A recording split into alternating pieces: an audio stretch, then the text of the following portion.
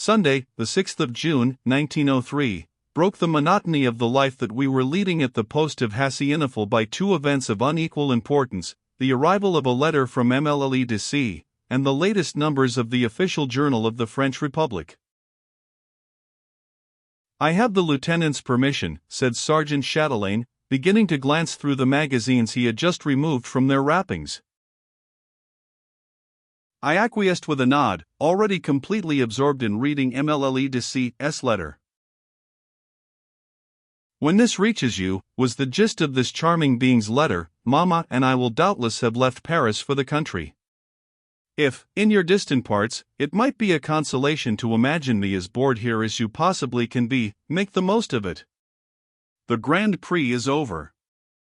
I played the horse you pointed out to me, and naturally, I lost. Last night we dined with the Marshals de la Touche. Elias Chatrian was there, always amazingly young. I am sending you his last book, which has made quite a sensation.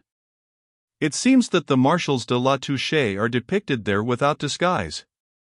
I will add to it Borzet's last, and Lodi's, and France's, and 2 or 3 of the latest music hall hits. In the political word, they say the law about congregations will meet with strenuous opposition.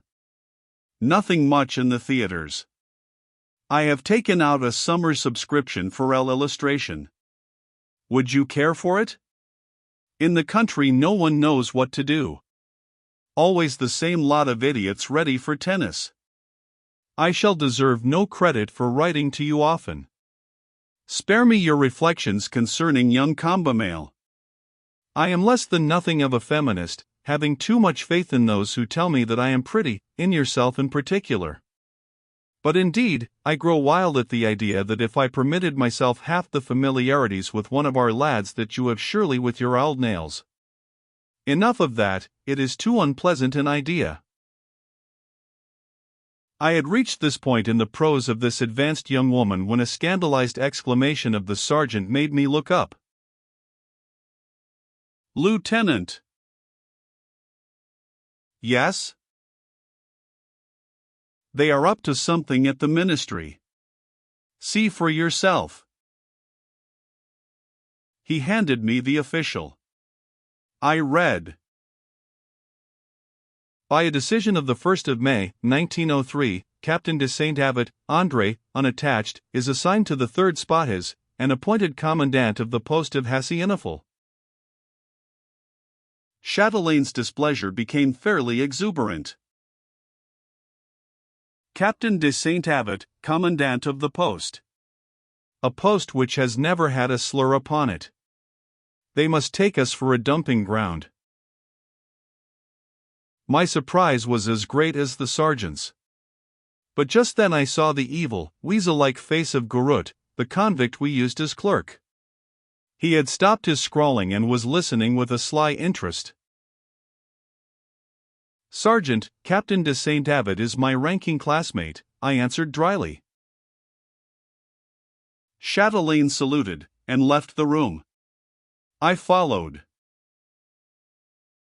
There, I said, clapping him on the back, "no hard feelings.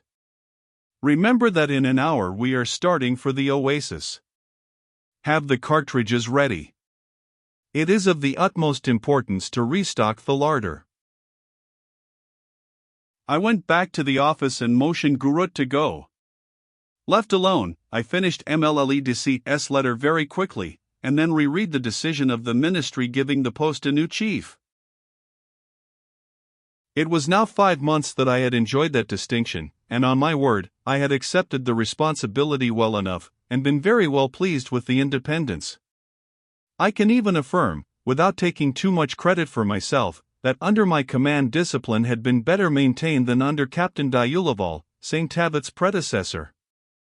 A brave man, this Captain d'Aulaval, a non-commissioned officer under Dodds and Duchesne, but subject to a terrible propensity for strong liquors, and too much inclined, when he had drunk, to confuse his dialects, and to talk to a Houassa in Sokolave. No one was ever more sparing of the post water supply. One morning when he was preparing his absinthe in the presence of the sergeant, Chatelain, noticing the captain's glass, saw with amazement that the green liquor was blanched by a far stronger admixture of water than usual. He looked up, aware that something abnormal had just occurred. Rigid, the carafe inverted in his hand, Captain Diulaval was spilling the water which was running over on the sugar. He was dead. For 6 months, since the disappearance of this sympathetic old tippler, the powers had not seemed to interest themselves in finding his successor. I had even hoped at times that a decision might be reached investing me with the rights that I was in fact exercising. And today this surprising appointment. Captain de Saint-Avet. He was of my class at St. Cyr. I had lost track of him. Then my attention had been attracted to him by his rapid advancement, his decoration, the well-deserved recognition of 3 particularly daring expeditions of exploration to Tibesti and the air, and suddenly, the mysterious drama of his 4th expedition, that famous mission undertaken with Captain Morange, from which only one of the explorers came back. Everything is forgotten quickly in France. That was at least 6 years ago. I had not heard Saint-Avet mentioned since. I had even supposed that he had left the army. And now, I was to have him as my chief. After all, what's the difference, I mused, he or another?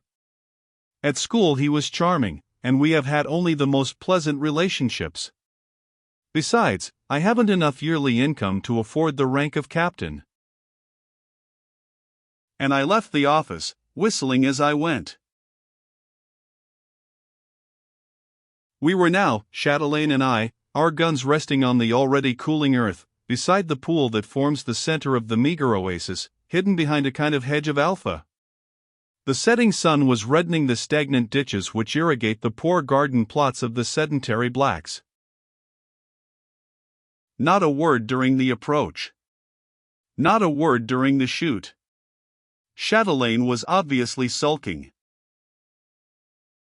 In silence we knocked down, one after the other, several of the miserable doves which came on dragging wings, heavy with the heat of the day, to quench their thirst at the thick green water. When a half-dozen slaughtered little bodies were lined up at our feet, I put my hand on the sergeant's shoulder. Chatelain. He trembled. Chatelain, I was rude to you a little while ago. Don't be angry. It was the bad time before the siesta. The bad time of midday. The lieutenant is master here, he answered in a tone that was meant to be gruff, but which was only strained. Chatelain, don't be angry. You have something to say to me. You know what I mean. I don't know really. No, I don't know. Chatelain, why not be sensible? Tell me something about Captain de Saint-Avet. I know nothing. He spoke sharply. Nothing?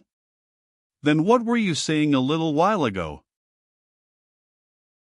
Captain de Saint-Avet is a brave man. He muttered the words with his head still obstinately bent.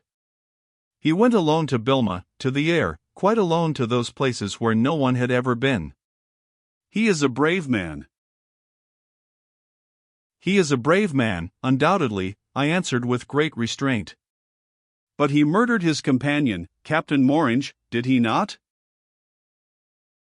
The old sergeant trembled. He is a brave man, he persisted. Chatelain, you are a child. Are you afraid that I am going to repeat what you say to your new captain? I had touched him to the quick. He drew himself up. Sergeant Chatelain is afraid of no one, Lieutenant. He has been at a bummy, against the Amazons, in a country where a black arm started out from every bush to seize your leg, while another cut it off for you with one blow of a cutlass. Then what they say, what you yourself. That is talk. talk which is repeated in France, Châtelaine, everywhere.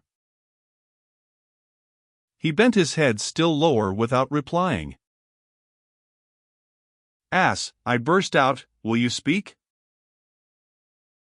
Lieutenant, Lieutenant, he fairly pled, I swear that what I know, or nothing. What you know you are going to tell me, and right away. If not, I give you my word of honor that, for a month, I shall not speak to you except on official business. Hacienaful, 30 native Arabs and 4 Europeans, myself, the sergeant, a corporal, and Gorut. The threat was terrible. It had its effect. All right, then, Lieutenant, he said with a great sigh. But afterwards you must not blame me for having told you things about a superior which should not be told and come only from the talk I overheard at mess. Tell away. It was in 1899. I was then mess sergeant at Sfax, with the 4th Spahis. I had a good record, and besides, as I did not drink, the adjutant had assigned me to the officers' mess. It was a soft berth. The marketing, the accounts, recording the library books which were borrowed, there weren't many, and the key of the wine cupboard, for with it you can't trust orderlies. The colonel was young and dined at mess. One evening he came in late, looking perturbed, and, as soon as he was seated, called for silence. Gentlemen, he said, I have a communication to make to you, and I shall ask for your advice.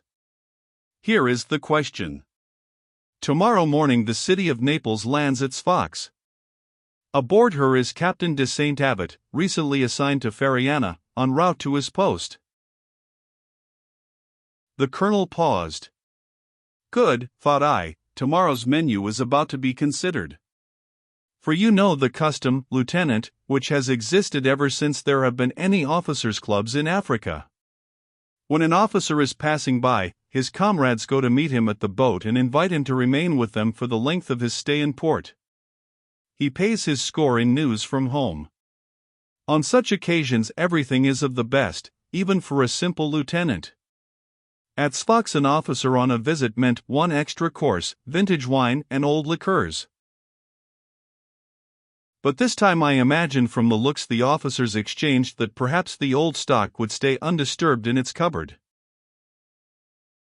You have all, I think, heard of Captain de Saint Abbot, gentlemen, and the rumors about him. It is not for us to inquire into them, and the promotion he has had, his decoration if you will, permits us to hope that they are without foundation. But between not suspecting an officer of being a criminal, and receiving him at our table as a comrade, there is a gulf that we are not obliged to bridge. That is the matter on which I ask your advice. There was silence. The officers looked at each other, all of them suddenly quite grave, even to the merriest of the second lieutenants.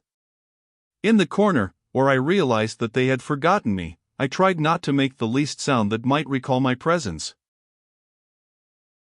We thank you, Colonel, one of the majors finally replied, for your courtesy in consulting us. All my comrades, I imagine, know to what terrible rumors you refer. If I may venture to say so, in Paris at the Army Geographical Service, where I was before coming here, most of the officers of the highest standing had an opinion on this unfortunate matter which they avoided stating, but which cast no glory upon Captain de Saint Abbot. I was at Bamako, at the time of the Morange Saint Abbot mission, said a captain. The opinion of the officers there, I am sorry to say, differed very little from what the major describes. But I must add that they all admitted that they had nothing but suspicions to go on. And suspicions are certainly not enough considering the atrocity of the affair. They are quite enough, gentlemen, replied the colonel, to account for our hesitation. It is not a question of passing judgment, but no man can sit at our table as a matter of right. It is a privilege based on fraternal esteem. The only question is whether it is your decision to accord it to Saint Abbot. So saying, he looked at the officers, as if he were taking a roll call. One after another they shook their heads. I see that we agree, he said. But our task is unfortunately not yet over. The city of Naples will be in port tomorrow morning. The launch which meets the passengers leaves at 8 o'clock. It will be necessary, gentlemen, for one of you to go aboard. Captain de Saint-Avet might be expecting to come to us. We certainly have no intention of inflicting upon him the humiliation of refusing him, if he presented himself in expectation of the customary reception. He must be prevented from coming. It will be wisest to make him understand that it is best for him to stay aboard. The colonel looked at the officers again. They could not but agree. But how uncomfortable each one looked. I cannot hope to find a volunteer among you for this kind of mission, so I am compelled to appoint someone. Captain Grandjean, Captain de Saint-Avet is also a captain. It is fitting that it be an officer of his own rank who carries him our message. Besides, you are the latest comer here.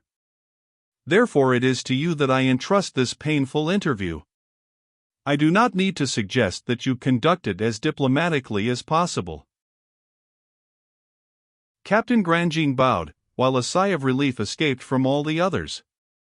As long as the colonel stayed in the room, Grandjean remained apart, without speaking. It was only after the chief had departed that he let fall the words, "There are some things that ought to count a good deal for promotion." The next day at luncheon everyone was impatient for his return. "Well?" demanded the colonel, briefly. Captain Grandjean did not reply immediately. He sat down at the table where his comrades were mixing their drinks, and he, a man notorious for sobriety, drank almost at a gulp, without waiting for the sugar to melt, a full glass of absinthe. "Well, Captain," repeated the colonel. "Well, Colonel, it's done. You can be at ease. He will not set foot on shore. But, ye gods, what an ordeal!" The officers did not dare speak. Only their looks expressed their anxious curiosity. Captain Grandjean poured himself a swallow of water. "You see, I had gotten my speech all ready, in the launch. But as I went up the ladder I knew that I had forgotten it. Saint-Avet was in the smoking room, with the captain of the boat. It seemed to me that I could never find the strength to tell him, when I saw him all ready to go ashore. He was in full dress uniform, his saber lay on the bench and he was wearing spurs. No one wears spurs on shipboard. I presented myself and we exchanged several remarks, but I must have seemed somewhat strained, for from the first moment I knew that he sensed something. Under some pretext he left the captain, and led me aft near the great rudder wheel. There, I dared speak. "Colonel, what did I say?" How I must have stammered. He did not look at me. Leaning his elbows on the railing he let his eyes wander far off, smiling slightly. Then, of a sudden, when I was well tangled up in explanations, he looked at me coolly and said, "I must thank you, my dear fellow, for having given yourself so much trouble. But it is quite unnecessary. I am out of sorts and have no intention of going ashore. At least, I have the pleasure of having made your acquaintance. Since I cannot profit by your hospitality, you must do me the favor of accepting mine as long as the launch stays by the vessel." Then we went back to the smoking room. He himself mixed the cocktails. He talked to me. We discovered that we had mutual acquaintances. Never shall I forget that face, that ironic and distant look, that sad and melodious voice. "Ah! Colonel, gentlemen, I don't know what they may say at the Geographic Office, or in the posts of the Soudan. There can be nothing in it but a horrible suspicion. Such a man, capable of such a crime, believe me, it is not possible." "That is all, Lieutenant," finished Chatelaine, after a silence. I have never seen a sadder meal than that one. The officers hurried through lunch without a word being spoken, in an atmosphere of depression against which no one tried to struggle.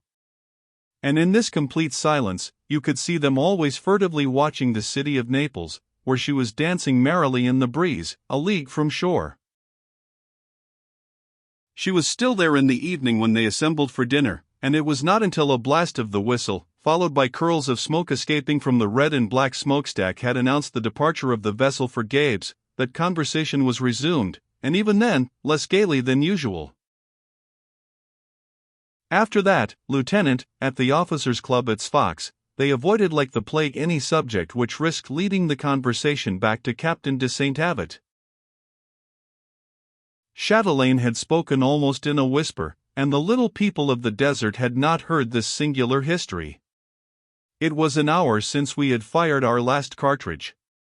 Around the pool the turtle doves, once more reassured, were bathing their feathers. Mysterious great birds were flying under the darkening palm trees. A less warm wind rocked the trembling black palm branches. We had laid aside our helmets so that our temples could welcome the touch of the feeble breeze. "Chatelaine," I said, "it is time to go back to the Borge." Slowly we picked up the dead doves. I felt the sergeant looking at me reproachfully, as if regretting that he had spoken. Yet during all the time that our return trip lasted, I could not find the strength to break our desolate silence with a single word. The night had almost fallen when we arrived. The flag which surmounted the post was still visible, drooping on its standard, but already its colors were indistinguishable. To the west the sun had disappeared behind the dunes gashed against the black violet of the sky. When we had crossed the gate of the fortifications, Chatelaine left me. "I am going to the stables," he said. I returned alone to that part of the fort where the billets for the Europeans and the stores of ammunition were located. An inexpressible sadness weighed upon me. I thought of my comrades in French garrisons. At this hour they must be returning home to find awaiting them, spread out upon the bed, their dress uniform, their braided tunic, their sparkling epaulets. "Tomorrow," I said to myself, "I shall request a change of station." The stairway of hard-packed earth was already black. But a few gleams of light still seemed palely prowling in the office when I entered. A man was sitting at my desk, bending over the files of orders. His back was toward me. He did not hear me enter. "Really, Garut, my lad, I beg you not to disturb yourself. Make yourself completely at home." The man had risen, and I saw him to be quite tall, slender, and very pale. "Lieutenant Ferriers, is it not?" He advanced, holding out his hand. "Captain de Saint-Avet." "Delighted, my dear fellow." At the same time Chatelaine appeared on the threshold. "Sergeant," said the newcomer, "I cannot congratulate you on the little I have seen. There is not a camel saddle which is not in want of buckles, and they are rusty enough to suggest that it rains at Hacienifal 300 days in the year. Furthermore, where were you this afternoon?" Among the 4 Frenchmen who composed the post, I found only on my arrival one convict, opposite a quart of eau-de-vie. "We will change all that, I hope." "At ease." "Captain," I said, and my voice was colorless, while Chatelaine remained frozen at attention, "I must tell you that the sergeant was with me, that it is I who am responsible for his absence from the post, that he is an irreproachable non-commissioned officer from every point of view, and that if we had been warned of your arrival—" "Evidently," he said, with a coldly ironical smile. "Also, Lieutenant, I have no intention of holding him responsible for the negligences which attach to your office. He is not obliged to know that the officer who abandons a post like Hacienifal, if it is only for 2 hours, risks not finding much left on his return. The Camba brigands, my dear sir, love firearms, and for the sake of the 60 muskets in your racks, I am sure they would not scruple to make an officer, whose otherwise excellent record is well known to me, account for his absence to a court-martial. Come with me, if you please. We will finish the little inspection I began too rapidly a little while ago." He was already on the stairs. I followed in his footsteps. Chatelaine closed the order of march. I heard him murmuring, in a tone which you can imagine, "Well, we are in for it now."